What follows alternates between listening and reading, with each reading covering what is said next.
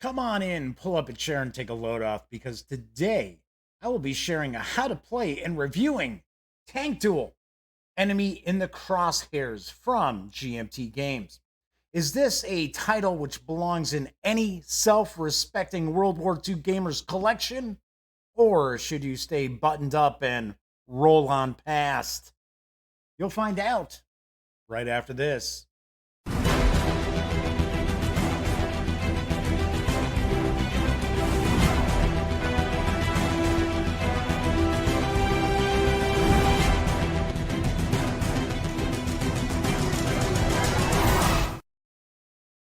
Howdy, howdy, howdy, gang. Yes, I'm Jeff McAleer, back once again as your host here at the Gaming Gang channel. As I mentioned in the open, I'll be sharing a bit of a how to play, as well as reviewing Tank Duel, Enemy in the Crosshairs from GMT Games. Do want to mention, this game is for 1 to 8 players. Yes, amazingly enough, up to 8 players. Tank Duel, Enemy in the Crosshairs, or as I will refer to it from here on out as Tank Duel, is from GMT Games. It's designed by Mike Bertucelli with artwork and graphic design provided by Terry Leeds. Game, as I mentioned before, is for 1 to 8 players, ages 14 and up, plays in about 90 minutes to 2 hours, and does carry an MSRP of $78. So let's swing on over to the other camera and I will start showing you how to play Tank Duel. All right, let's jump on into Tank Duel, Enemy in the Crosshairs. I already have done a fairly extensive unboxing and first look video for Tank Duel. What I'm going to do here is we're going to real quickly look through the books. I'm going to show off some of the cards, explain how the game plays, give you a bit of a how to play. I'm not going to jump into every optional rule that there is. I just want to give people a really good feel for how to play the game and my thoughts of the game as well. So first off, we got a couple of books. We got an awesome playbook. Really dug that. We'll take a peek at that in a sec. So rules of play are actually pretty short. We're only looking at 16 pages, and everything is laid out very nicely. I didn't have any issue figuring any of the aspects of the game out. Got a lot of different images here, and kind of walks you through all the different equipment, the different crew members, what they do, what happens if one of them's knocked out, if they're KIA. It talks about the draw phase because this is actually a card-driven battle game. Not very difficult to wrap your head around and learn how to play. We've got our tank phase, which is when we play our tank actions. Talking about a reinforcement phase, which is very cool. I will talk about that in a little bit, about how there's really no player elimination, and that's what takes place in the reinforcement phase. Talk a little bit about movement. It's pretty abstract, and I will show you how that works. Talk about firing, damage, and using tactics cards, and final victory. Got some key terms, and that is the rules. Like I said, we've got all of, well, it's 20 rules, but really it's about 16 pages. So we got the key terms taking up 3 pages right there. So very easy to get into. This makes Tank Duel a fantastic game to introduce people to conflict simulations, especially if they're really into, say, tank battles of World War II. This is really easy to jump on into. And clearly explained as well, which I gotta be honest, recently some of the GMT rule books have been a little not bad, just not as intuitive as they have been. And I think it's a little bit of a development issue that's going on. All right, so we got the playbook. I've said umpteen times how much I love GMT playbooks. This is no exception. We start off with a really nice long tutorial that explains everything that's going on in this tutorial game between 4 players, each controlling a single tank. Shows us the breakdown. What does the table look like as you're playing? And then as the tutorial continues along, it gets a little less detailed, just to try to give you an idea of what's going on. But early on in this tutorial, it is step by step exactly what cards these people have drawn, how they're playing them, what they're discarding, so on and so forth. So just flip on through here. Like I said, really, really nice example. Then we're going to get into the different scenarios. Well, I should say the advanced and optional rules. There are anti-tank guns, infantry, radios, smoke. There's a line of sight in some scenarios as well. The infantry attacks are pretty abstracted as well. I'll kind of show those. Then we get into the scenarios. We've got a few different kind of hypothetical scenarios. 6, if I remember correctly. Yep. So, and they take place at, different areas too. Terrain plays a big feature in the game, and it's very, very interesting how the terrain is modeled in Tank Duel as well. So we've got 6 different scenarios. Some of these scenarios can be utilized with the Rabada rules, which is essentially for solitaire play. There is a Rabada play aid. I'll show you in just a second. Then we've got a couple of historical scenarios. Then we get into the solitaire rules. I will tell you that I have played a little bit of the solitaire. It is interesting. It works. I have not dived into it a ton because I've had an opportunity to play this with a bunch of players. So, of course, I'm a big fan of getting as many people around the table to play. But I did mess around with the solitaire system, the Rabada system. And there's also a nice example of play for solitaire play as well. Got to flip it on through here. Then we get an index of the cards, telling us about each of the cards. We get some designer notes from Mike Bertucelli. I hopefully pronounced that somewhat correct. We also get some developer notes, some designer notes, because we had Harold Buchanan and Jason Carr work on this as well. And we've got some James Vitti, I believe it's Vitti, designed the historical scenarios also. We got a little bit of a rules reference on the back and a KIA reference on the back of this as well. So let's jump on into showing you a tank. So first off, these are dual-sided, double-sided here, really nice and thick too. This is not just thin cardstock. This is even thicker than the counter boards, right? The punch boards of counters.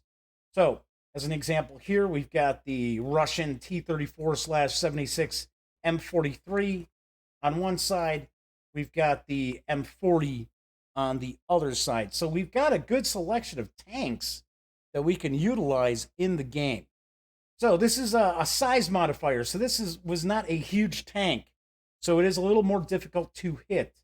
We've got a track here. We're going to track a few different things. We're going to track our victory points on this tracker. We're going to track our movement rating as well as our fire rating too. This is our holding box. So this is going to show if our tank is in special terrain or if it's in the midst of moving. Talks about the victory points for the vehicle.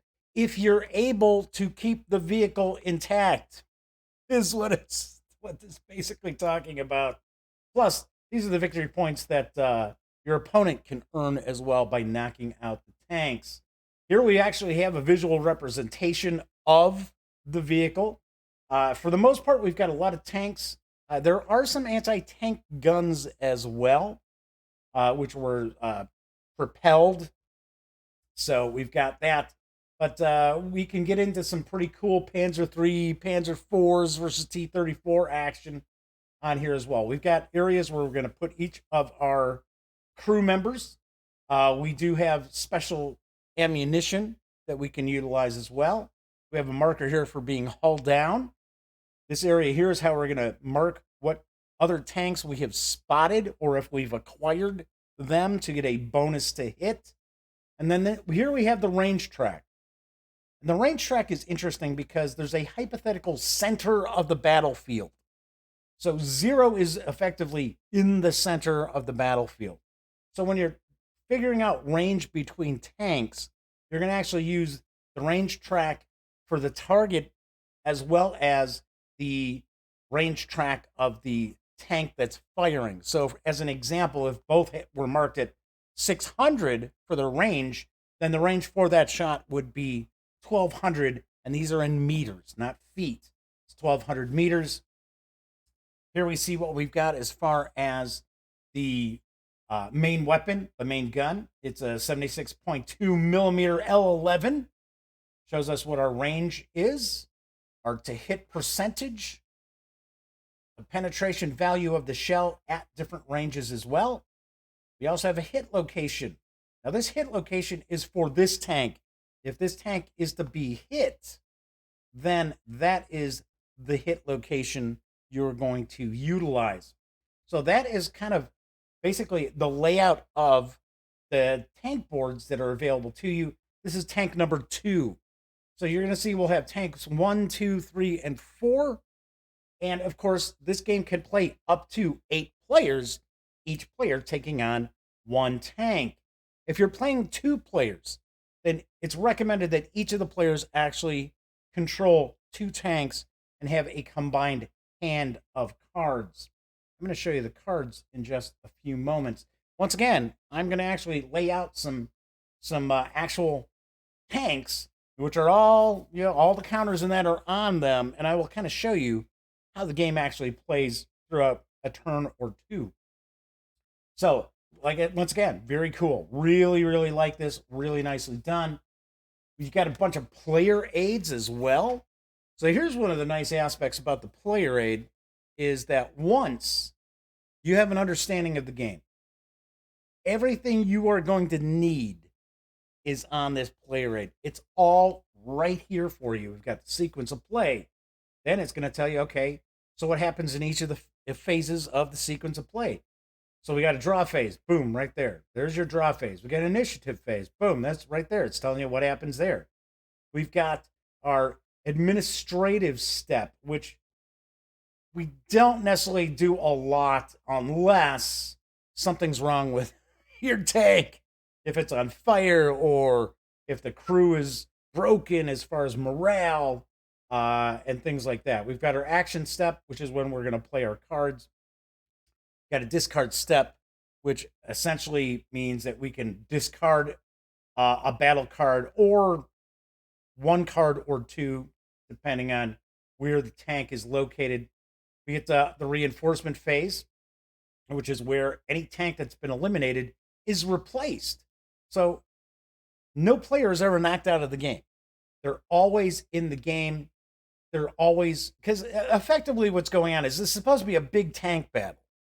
There aren't just 4 tanks duking it out or 8 tanks duking it out. This is a big tank battle. So once a tank is eliminated, the next turn, the new player is going to be able to reset their board. So it's another tank that's involved in the battle. And very cool. I really, really like that aspect. So we also have the fire procedure, which is how you actually will attack. And then we've got our damage and morale checks. It's going to explain all that down here. It talks about the eliminated tanks. And then on the back, it tells you, well, what do these cards do? We've got leadership cards. We've got fire cards. We've got move, flank, terrain, smoke, instruct crew. Instruct crew is just basically you're basically discarding battle cards that have your crew do certain things. Spotting an enemy tank, trying to go haul down, changing a crew assignment, loading special ammunition, and so forth. So you just basically burn one of your battle cards. Here's one of the interesting aspects I do want to point out, though, is that you can never play more than 3 battle cards. They kind of go in a bit of an order, too. And to help you out with this, it shows you followed by none. So leadership is the last card you're going to lay out. Fire can be followed by leadership. Movement can be followed by flank or terrain. You have flanking. You can play a terrain card. Terrain is the last card you'll play. So on and so forth. So, very, very interesting how this plays out as well with just the way things are abstracted, but they're not abstracted where you're not getting like a mental picture of what's going on in the battle. That's one of the things I really, really dig about Tank Duel. I'll show you, I'm going to show you the Robota player aid.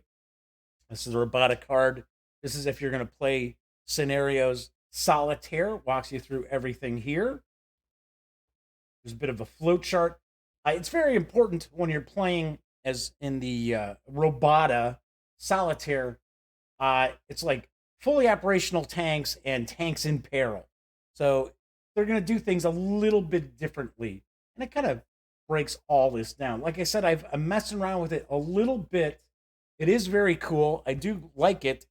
I can't say that I know everything about it. I have had to rely on this quite a lot. But this certainly can be played solitaire. I made the mistake during the unboxing of saying, I was curious if this had actually started off as a solitaire game that was then expanded out into a multiplayer game, right? So like Patton's Best, the old solitaire game Patton's Best, which was really cool, very cool. A lot of charts, tons of charts, just like B-17, Queen of the Skies. That was a solitaire game. This, according to Mike, the designer, this has always been a multiplayer game, and they worked on the Robota solitaire system for it. So that's pretty cool. All right, what I'm going to do here is I'm going to zoom in a little bit because we're going to look at some of the cards. So the main part of this game is the battle card deck. And let's zoom on in so we can get a better look at the battle cards. So there are a variety of different kinds of cards, but each of the cards, we've got to move 5, kind of break down portions of this card. So we're looking here, shows us it's a move 5, and we see a 36 up here in the corner. We'll all see that 36 down in this corner as well. You can probably tell, it might be a little easier if I put it like this. There's a bit of a different coloring to the 3 as opposed to the 6. Also notice there's a little targeting symbol above the 6. So this is a 36, but this card can also be read as a 6, which I'll explain. There's sometimes that we do want to read the card as a 6. So as I mentioned, it's a move 5, fire 5. So this is kind of a dual purpose card. If you have a dual purpose card, you can only do one of the two. You can either use it to move or you can use it to fire. We also see a little star here. This little star shows that this is, you can use these for ordered points. There are some things that you can do that you basically have to spend battle cards that have ordered points in order to perform that. Like quickly loading your special ammunition.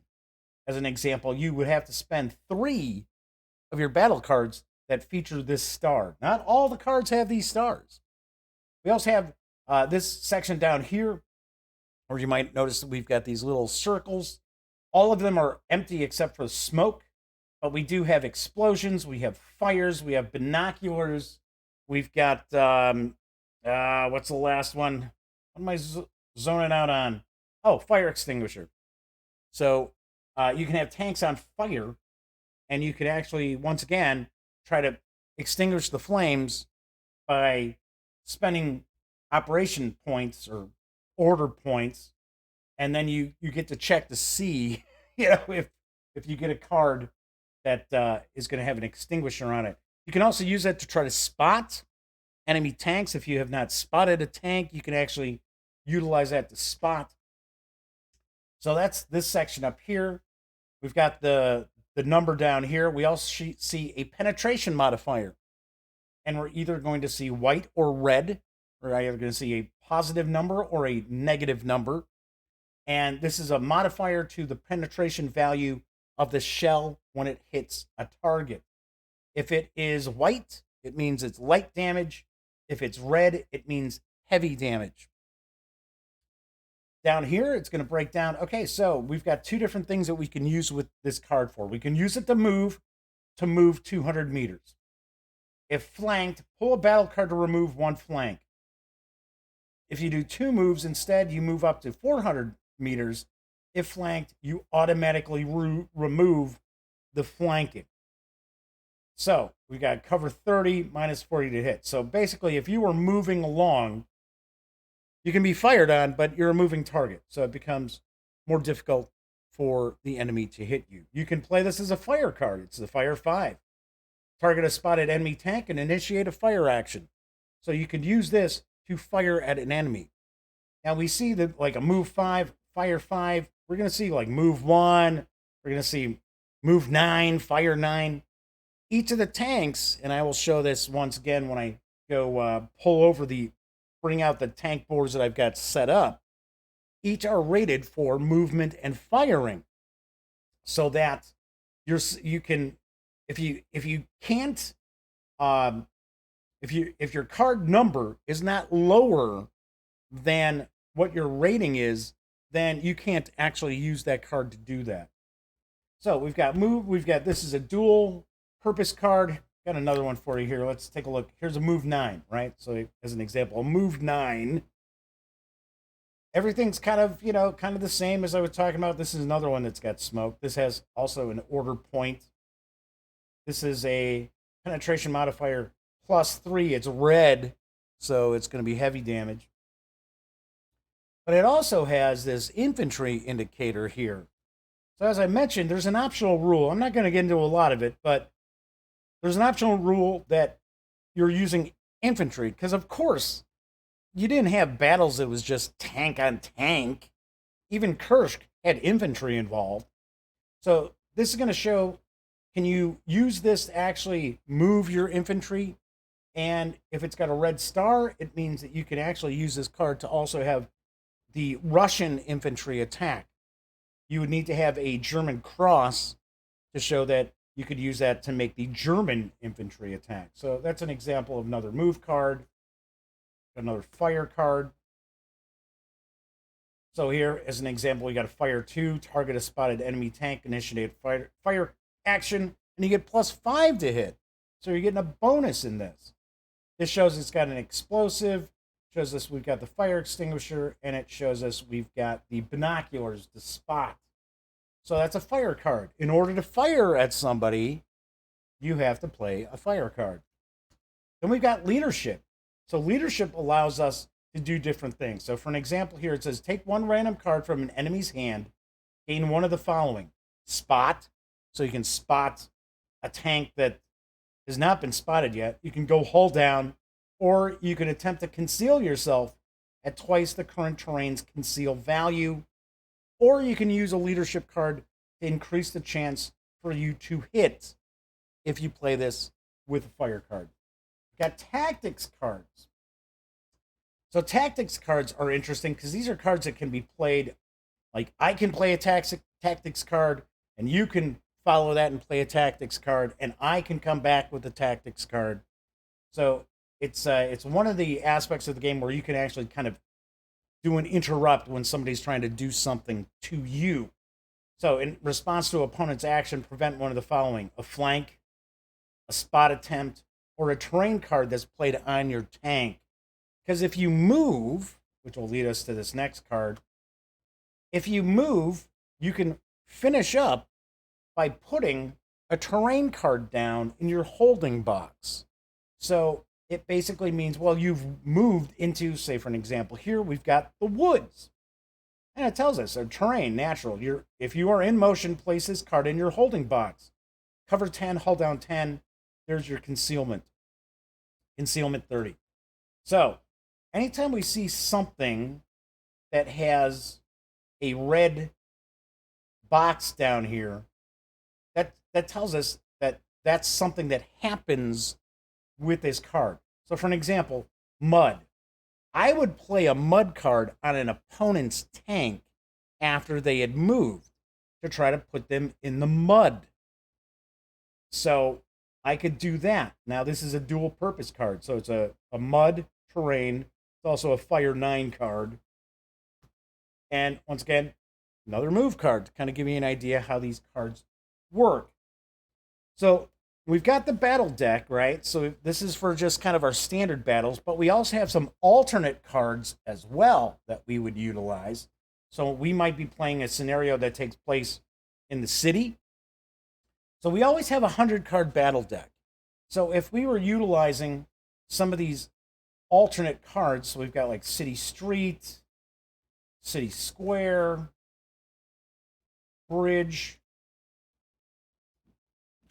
some move cards that don't actually have a number on it. So this is a Rabata tank card. But if we're utilizing some of these city cards, we're actually going to, these are for scenarios. So, and we might have, for an example, we've got hill cards. So you might have a scenario where we're trying to take a hill. Well, we're going to have these hill cards that if we're up on the hill, this is actually going to go into our holding box. So we've got these different scenario cards as well. We have, here we go. Here's the alternate cards I was looking for. So we've got some alternate cards as well. So Minefield, another hill, Brush. And if we're utilizing these optional cards, these alternate cards, we would actually remove the card numbers from the standard battle deck and replace them with these. So here we've got the city. This is what I was reaching for before. I grabbed the wrong ones.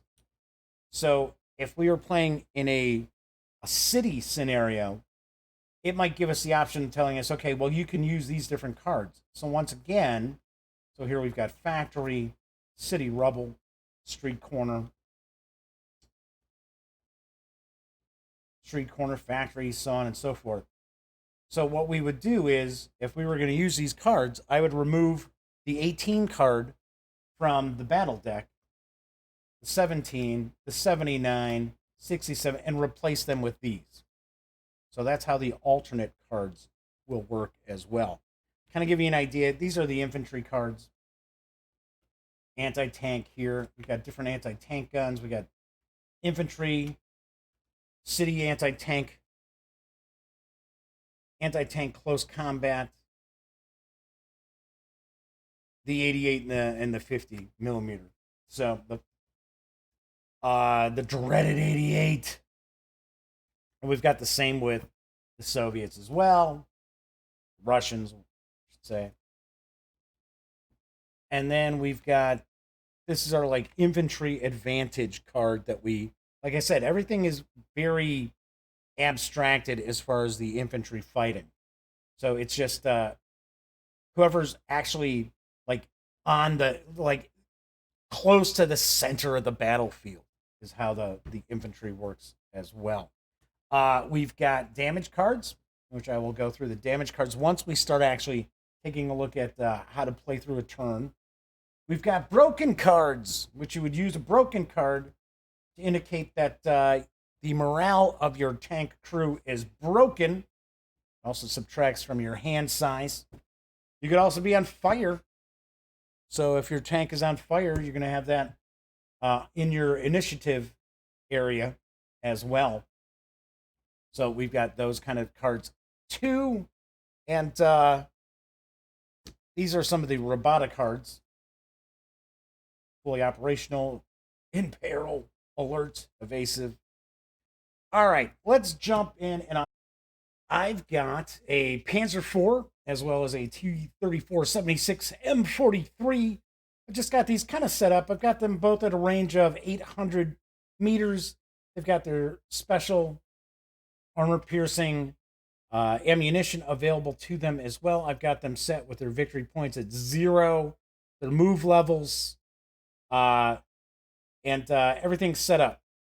So the game basically boils down to being card driven. So each player is going to receive a hand of cards depending on a base of 4, +1 for every tank they control. They also get +1 if they've got an elite crew, and they get +1 if they're within 400 meters of the center of this hypothetical battlefield. They can lose cards, a hand size for having a green crew, for also being on fire, being broken. So, or even if they have a KIA commander, they'll lose one from their hand size as well.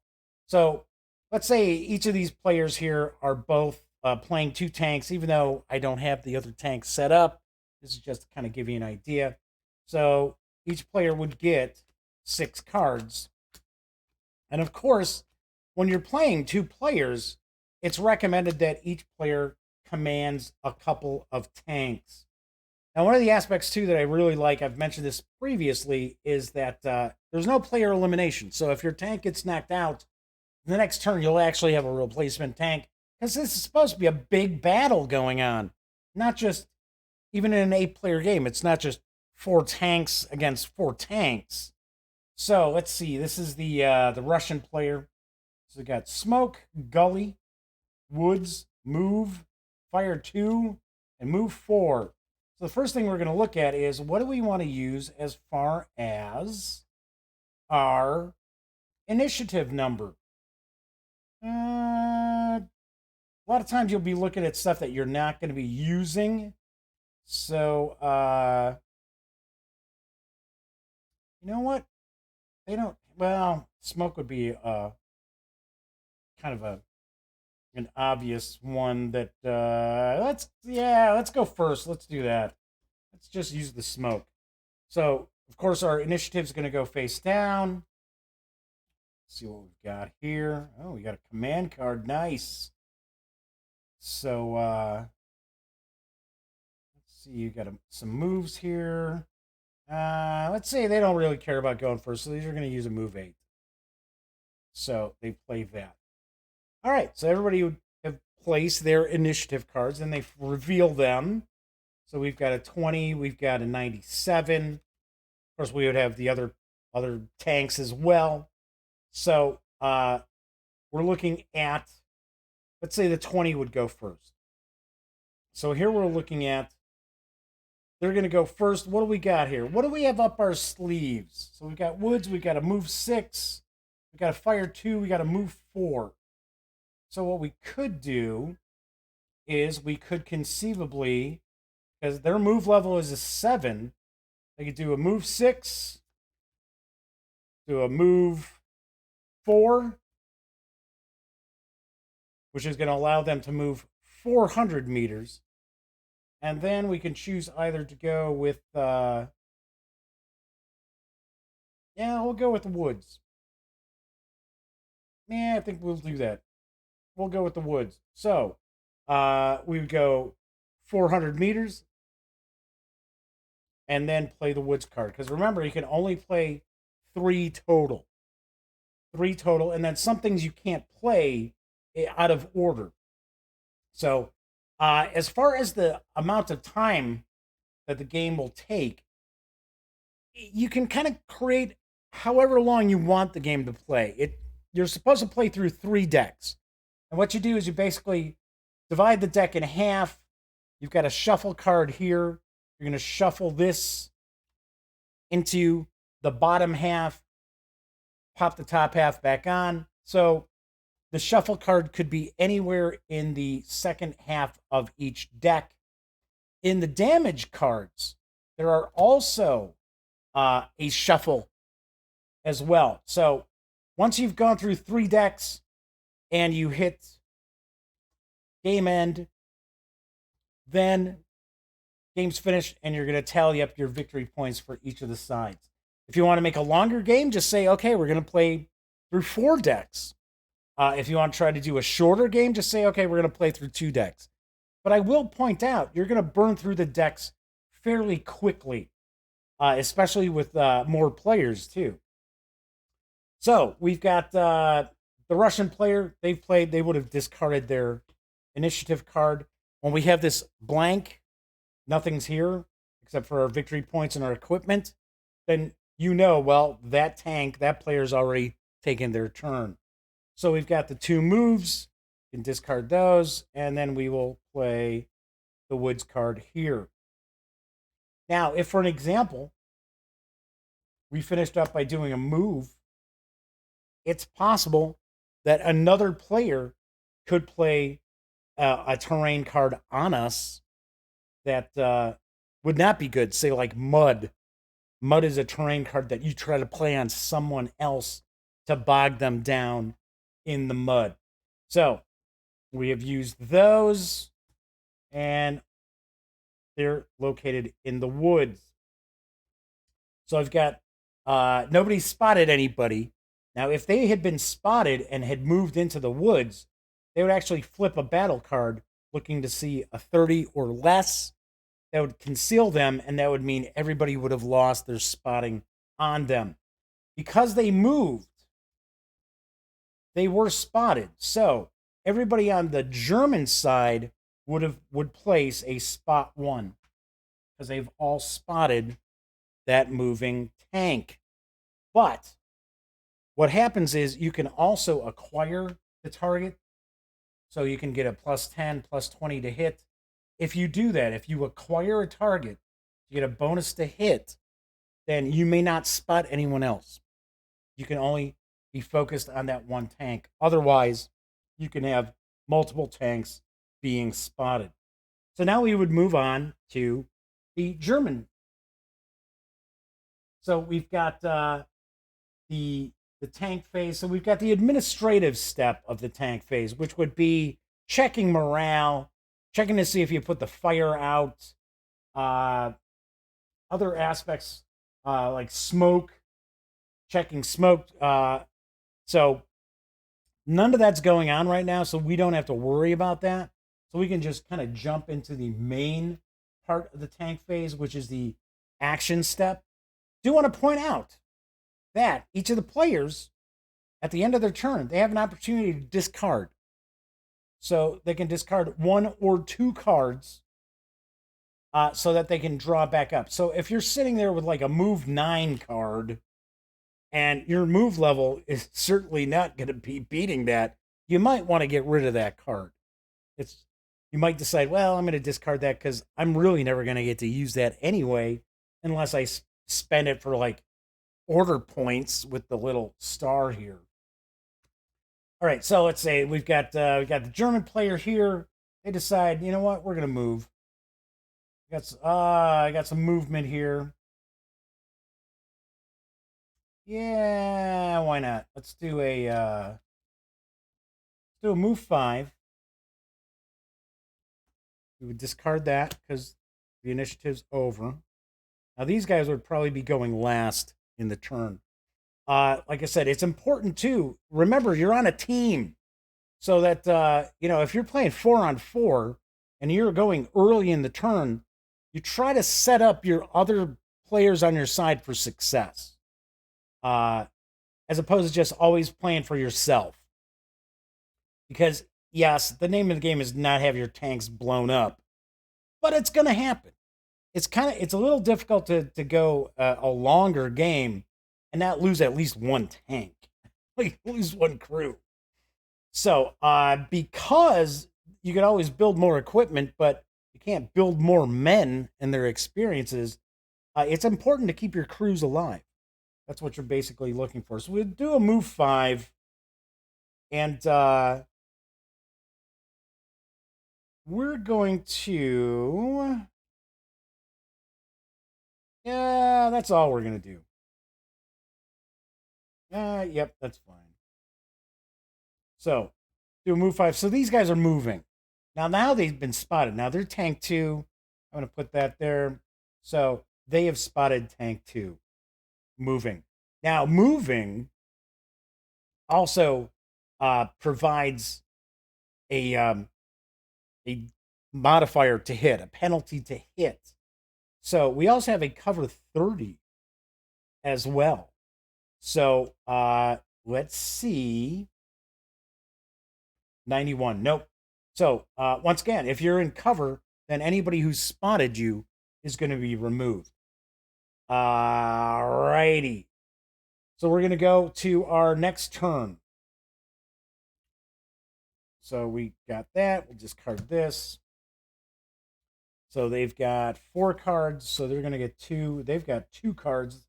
They're going to get 4. So 1, 2. Let's see who's going to do what. Here we've got Gully, fire 2. Woods, fire 8. Yuck. Flank 7. That ain't going to work. Now move 7. Damn. These are not good. All right, let's get rid of the move 7. Now let's get rid of the flank 7. Because the flank, you have to have your move less than the flank number. So, or you can play this to remove a flank. Yeah, I'm going to keep that. Let's get rid of the fire 8. All right. Just throwing these out here to kind of move along. So we've got some fire. We got to move 5. We got to move 1.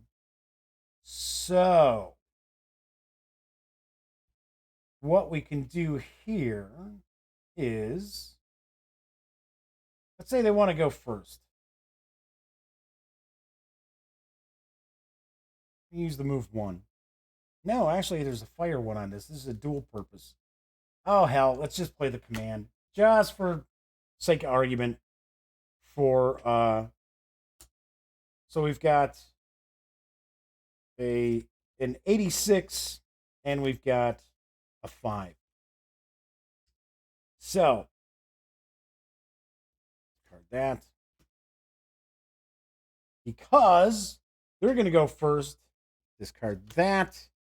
And they are going to... Oh, forgot to give an extra card for them, the range here.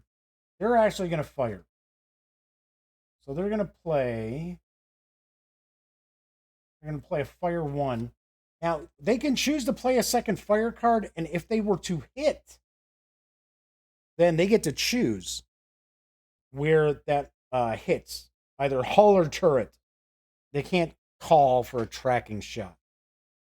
So I could do that if I wanted to by playing this as a fire, but I think I'll hang on to this just in case. We're just going to play the fire card, and I don't have any tactics or anything that I can add to that. So it is we're at 8 there. There are 4, so that's 1,200. That's 61 plus 10 to hit. That's 71. Then we start looking over here.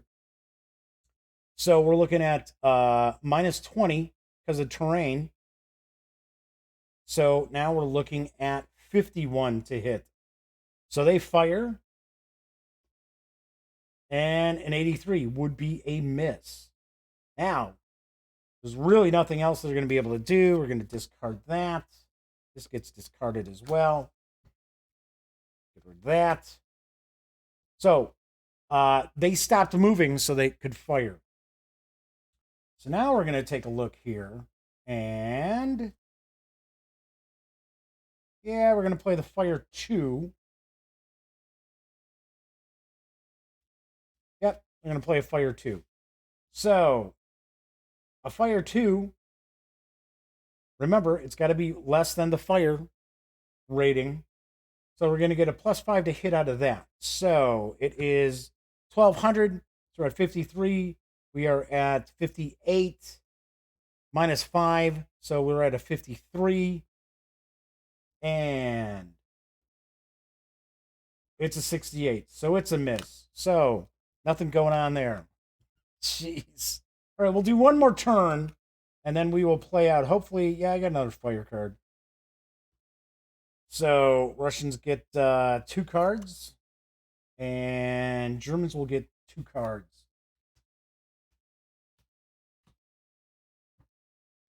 So a lot, when you've got all these different players playing or different tanks, you're doing a lot of maneuvering. You can flank the tanks, so you get a plus to hit. You can try to be unflanked by maneuvering, by spending cards and things like that. It's actually really cool. Let's see, what do we got here for the Russians? Everything's pretty high as far as the numbers too. Let's do a move 8. as they still sit there in the woods. And for the German, let's see what they've got here.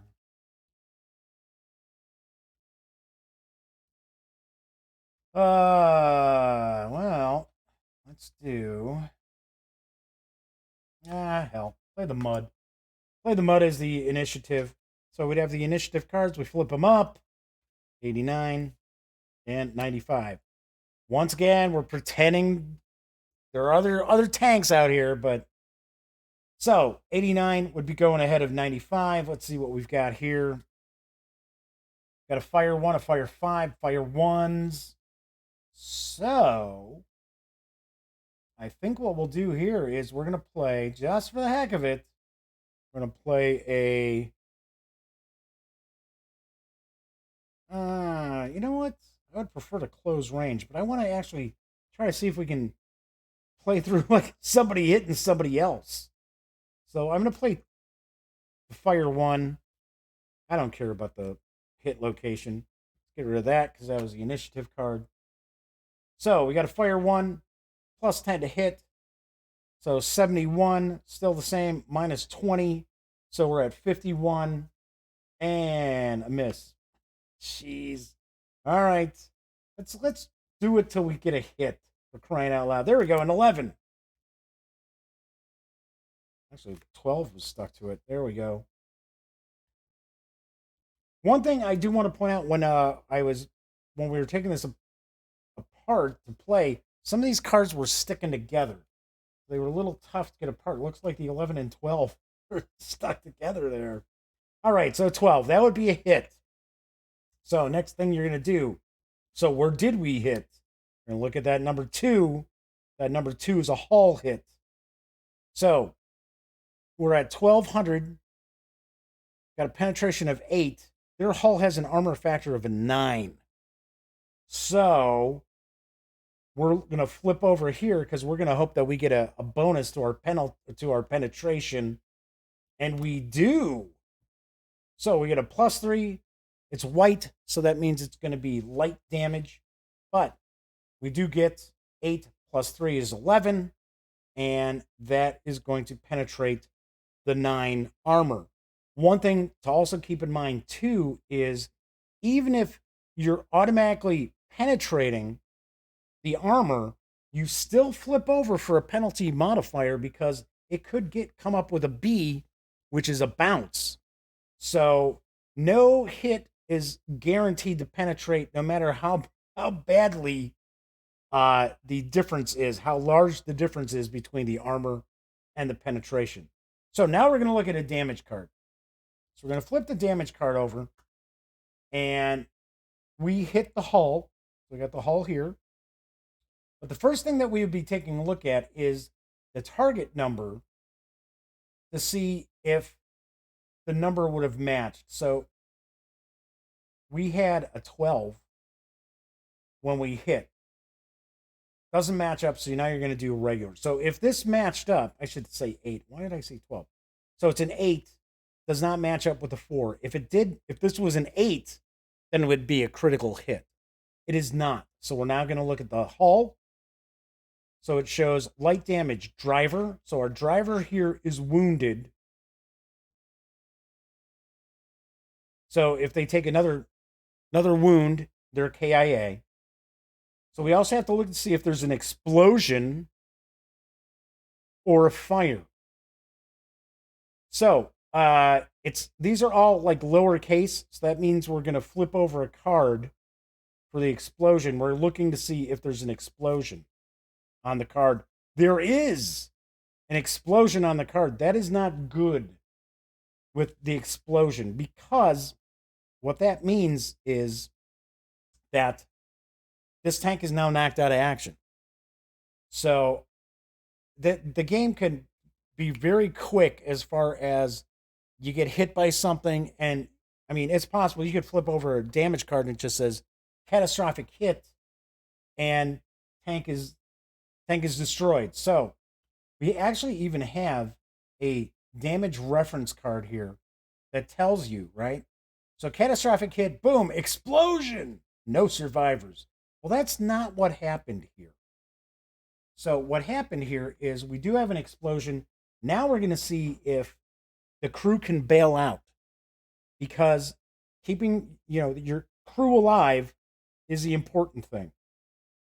So what we're going to do here is we are going to check for the driver. Now we check a wounded driver, we're going to check twice. So we're going to flip over a battle card looking for explosions.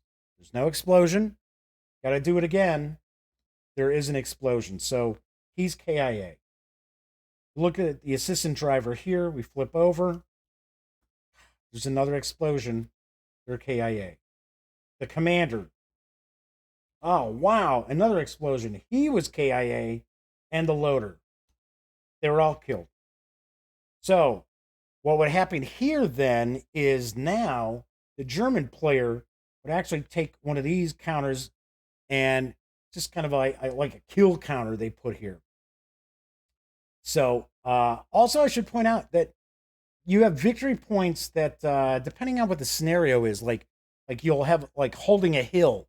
Well, every turn that you're on a hill, you're gonna get like a victory point. So you're gonna track your victory points here. So basically what happened in this is this tank's wiped out. What the player will then do is they're going to take their hand of cards and they have to randomly discard half of their hand. And then they're going to reset their tank. So they're basically going to, like, if they had used their special ammo, they would be able to reload the special ammo. They would get rid of that because that tank was blown up in the woods. They would reload their driver, their assistant driver, their commander, their loader. And what you do is you can take like a little opaque container for your commanders and like reach in and draw them out, because there's green, there's seasoned, and then there's elite. So then what you would basically do is at the beginning of the next turn, you would draw back up to your full hand of cards, and now you've got a new tank that you're controlling. That's one of the things I think is really cool about Tank Duel, is that no one ends up walking away from the table till the game's over. So I like that fact that, and I mean, some people probably be like, oh, come on, give me a break. To me, I like it because, for one, you probably had, dozens of tanks fighting each other on a portion of a battlefield. Kursk even more so, much more heavy concentration of armor there too. So it makes sense that you would have other tanks that were like moving into the battle and just reset them at the range and so forth. So game moves really quickly. It's pretty bloody once you start hitting stuff. I do know that some people won't like the fact that everything is through the deck of cards. Those folks out there who were not fans of like Combat Commander, as an example, from GMT, which personally I think that series is a great series. I gotta be honest, you know what? If that bothers you, then roll percentile dice. Use a couple of 10-sided dice. You still are going to have to go through the deck for certain things, like the penetration modifier, for the explosions and fires and extinguishers and binoculars and smoke. But the problem with that is then you have to figure out, okay, so how many decks are we going to actually play through as far as our timing mechanism? Because it's the actual decks themselves, going through each single deck so many times, depending on how long a game you want to play, is going to determine the time that you're going to spend playing. If you're going to use percentile dice, and I can understand people wanting to do that, you would have to figure out, maybe now you're dropping down to a quick game is going to be one deck, or maybe two decks. I don't see a problem with it. I get it. There's only so many cards of a certain number, and if you use them, you're not going to be getting like a 95, things like that. But then again, a lot of times you get through, when you get the shuffle card, you hit that shuffle card, it's not in the last few cards of a deck. Remember, it gets shuffled into the second half of the deck. So it's possible you might only go through a little more than half a deck and boom, you're in the shuffle card. So anyway, I really like this game a lot. There's some things that I'm not covering, some optional stuff like with the infantry and anti-tank cards. And for an example, like if you're on fire, you're going to put that down there and you're going to try to tackle that from during your administration phase, or you can be broken, your morale can be broken, and you can have people bailing out on you. So there's a lot of little different things going on in the game. The thing I really appreciate it is that you can learn how to play this really quickly. This game, within, I'd say probably the first 2-3 turns playing with everybody, everybody's got a grasp of it. It is not a difficult game whatsoever to wrap your head around. All right, so as I mentioned, just kind of a how to play. And let me share some of my final thoughts and give this a review score. There you have how to play and some of my thoughts about Tank Duel Enemy in the Crosshairs. So let me wrap things up, and I'm going to put a bow on things with my review score as well. Of course, I've already invested about an hour, a little more than an hour, into talking about Tank Duel. So I will wrap this up as quickly as I possibly can. So as far as the component quality, really like it. I think really nicely done. The rule book and the playbook are well presented. I did not have any issues figuring out the rules whatsoever. Fingers crossed I actually have the rules correct.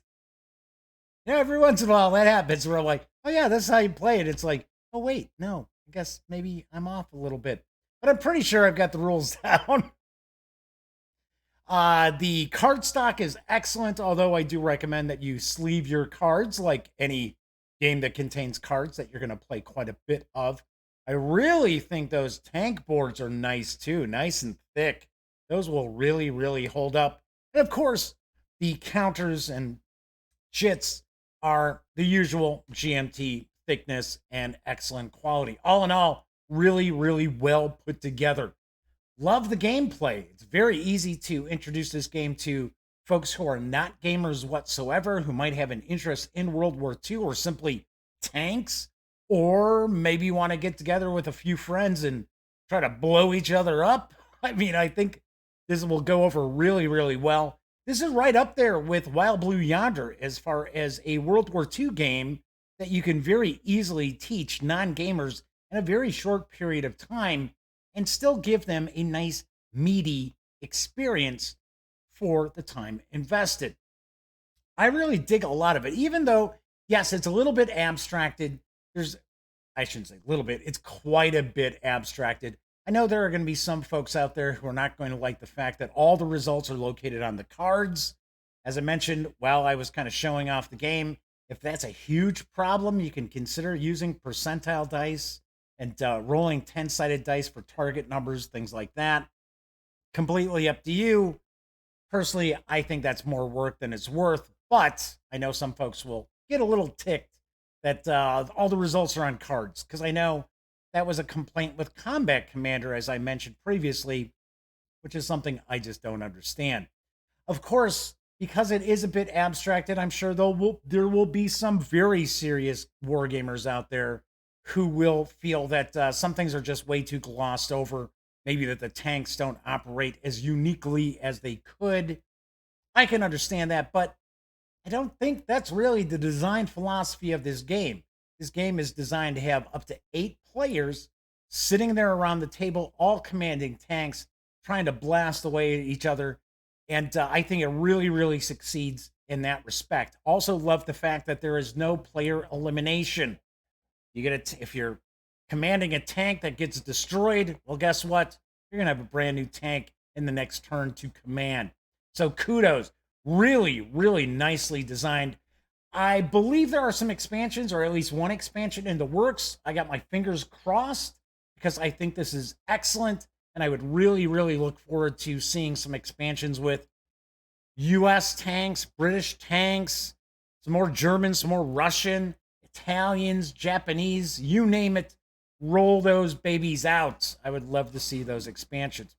So wrapping everything up on a scale of 1 to 10, I give Tank Duel, Enemy in the Crosshairs, a extremely well-deserved 9.7 out of 10.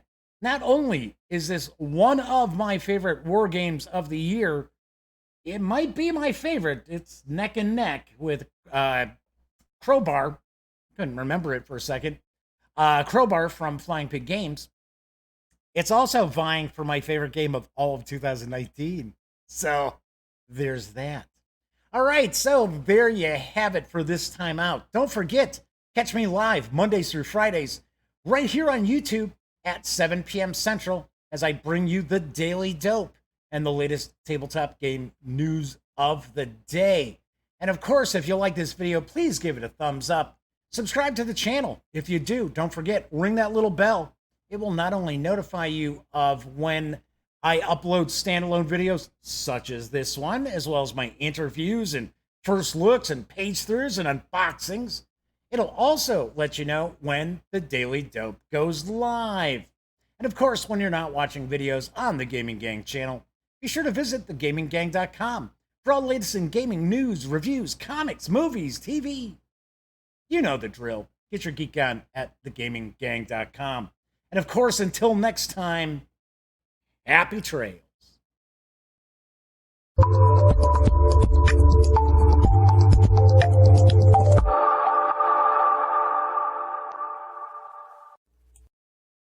Zoobity-bity-bity-boo-boo. Zoobity-bity-bity-boo. Zabba-dabba-dabba-dabba-bum. Zibba. Whoa, hey. I didn't realize that you were still here. Well, if that's the case, then allow me to share the following information with you that I only have 20 seconds to do. So let's all take a deep breath. So if you would like to subscribe to the Gaming Gang channel, please click right here. If you want to check out the latest episode of the Daily Dope, click right here. And if you'd like to check out a randomly selected standalone video, by all means, click right here. Once again, I'm Jeff McAleer, and thanks for watching.